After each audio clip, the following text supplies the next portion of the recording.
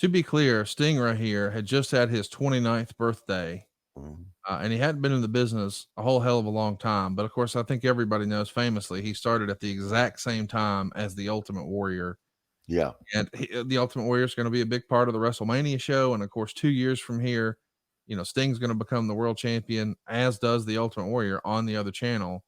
And Mhm. it's been fun for me to think about if you could fantasy book. What if things turned out differently and somehow Jim Hellwig wound up with Jim Crockett Promotions and Steve Borden wound up with the World Wrestling Federation? I think Sting could have somehow been an even bigger star with that WWF merchandising machine. Absolutely, and Jim Hellwig would have been on the first match Isn't that if crazy he got to think about? if he got booked, period.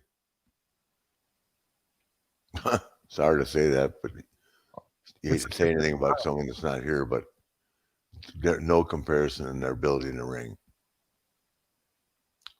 how many matches did you have with Warrior over the years? Just a handful, Just right? just two. Just two in my life. What was that like? They were horrible. The first one, I came out of the ring in Winnipeg, Canada, and Pat Patterson was standing there and said, "That's the worst world championship match I've ever seen in my life." And I said, "Pat, you don't have to tell me. I was in it."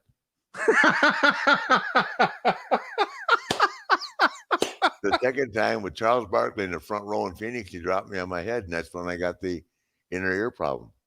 Oh, I didn't know that. Yeah. Wow. Yeah, then the next day I flew in and dropped the belt to Brett, remember?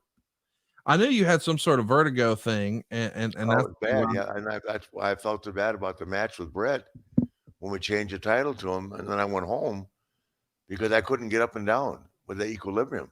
right. It makes sense. I could get up, but I didn't have my balance. Yeah.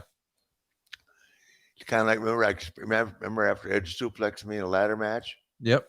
That happened to me again, Oh, I didn't know that. and where he gave me the suplex, and the thing went out for a minute, and he went up to drop kick me. Remember, I walked the wrong way because I couldn't walk straight. And the Wow. other time it happened when Jeff Jarrett hit me with a guitar.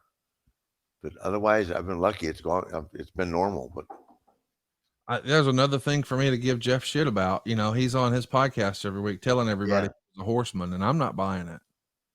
yeah. Tell me, he gave me the Vertigo gimmick in Detroit. So if this wasn't Sting, let's say for Hey, whatever, look at the energy he has here. firing up, man, getting the crowd into it, Yeah, and physically, this and is he's so damn athletic too. See, here's the deal: when you're working with a guy like this and you want to make him strong, he can't. He's got to work strong all the way through. So when he missed that elbow, there's no way that he can sell it after what we've been through. Does that make sense? yes, He missed it and got right back up. Now, if he lays there like he got killed after missing an elbow, anything else we do psychology wise doesn't mean anything. We've already painted a picture that he's like, almost incredibly difficult to get down.